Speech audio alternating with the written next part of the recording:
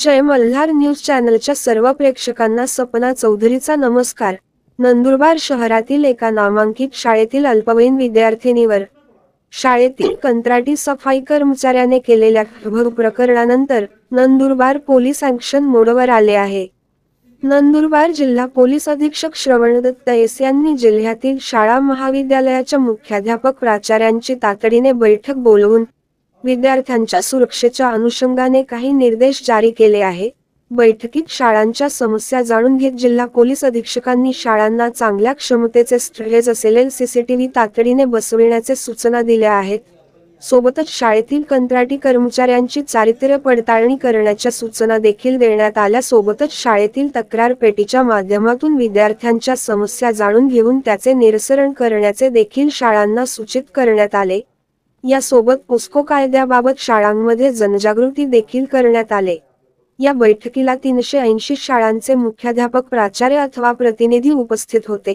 शाळांनी 112 या toll free क्रमांकाचा वापर करून कुठलाही अनुचित प्रकार निदर्शनास आल्यास तात्काळ पोलीस प्रशासनाला कळविण्याच्या सूचना देखील देण्यात आल्या आहेत।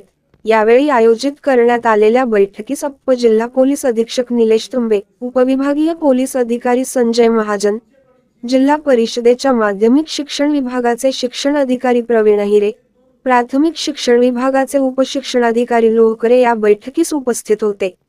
सपना चौधरी, जय मल्हार न्यूज, नंदुरबार।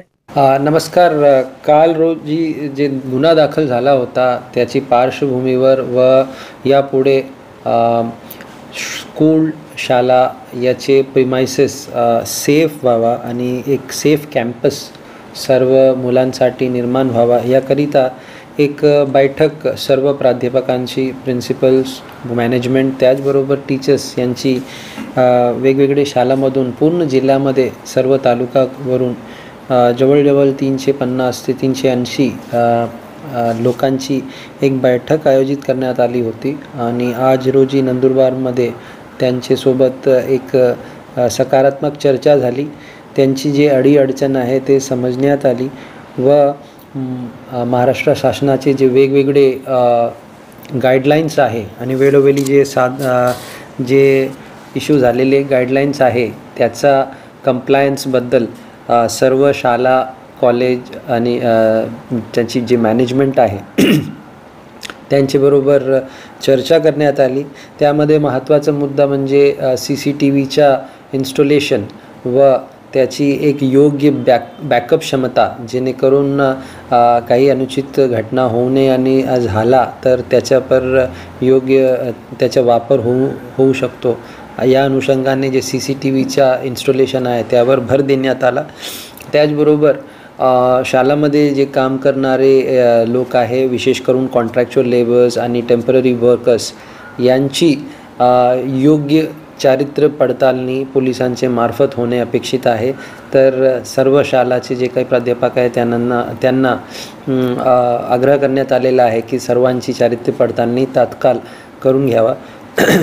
त्याचबरोबर सर्व शाळांमध्ये जे असलेले मुलं आहे आणि काम करणारी जे महिला टीचर्स आहे त्यांच्यासाठी सुद्धा जे ग्रीवन्स रिड्रेसल मेकॅनिझम आहे, तक्रारच्या जे काही मेकॅनिझम आहे त्यासाठी जे तक्रार पेटी असते किंवा त्या शाळांमध्ये एखादी त्यांनी इनोव्हेटिव्ह पद्धतीने फीडबॅक घेण्याचा, तक्रार घेण्याचा जर प्रकार सुरू केला असेल तर त्याबद्दलही चर्चा करण्यात आली आणि सर्वांना आग्रह करण्यात आला की ग्रीवन्स रिड्रेसल मेकॅनिझममध्ये तक्रार पेटी आवर्जून त्याचा वापर होणे आणि त्या अनुषंगाने ज्यामध्ये कायदेशीर कारवाईची अपेक्षा आहे अशी सर्व तक्रारमध्ये तात्काळ बिनाविलंब पोलिसांना अवगत करून त्याच्यामध्ये पुढच्या कायदेशीर कारवाई करण्यासाठी त्यांच्यासोबत चर्चा करण्यात आली।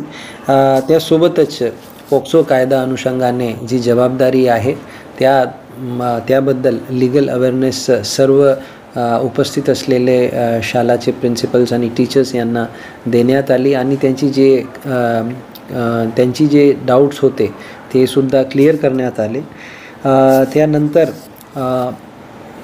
प्रत्येक अशी गोष्टी ज्याला रिपोर्ट करायचं आहे किंवा एखादी अनुचित घटना किंवा एखादी तक्रार जर नोंदवायची असेल तर त्यांना 112चा आवर्जून वापर करावा याबद्दल आणि 112च्या महत्त्वाबद्दल त्यांना अवेअर करण्यात आला.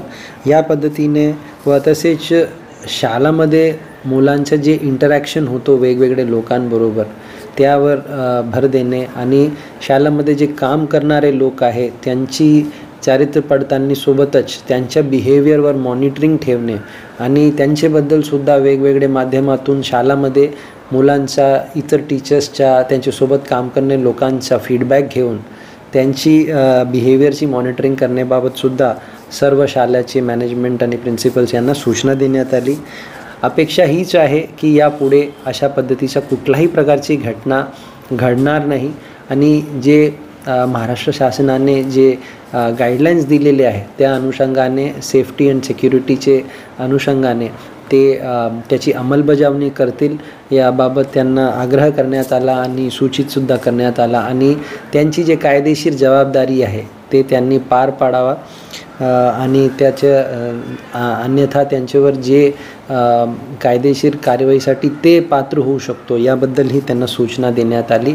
एकंदरीत चांगली एक सकारात्मक चर्चा झाली आणि मला अपेक्षा आहे की सर्व शाळेचे जे काही मॅनेजमेंट टीम आहे ते या गोष्टीवर लक्ष देतील आणि आपल्याकडे कधी अशी पुढची घटना होणार नाही.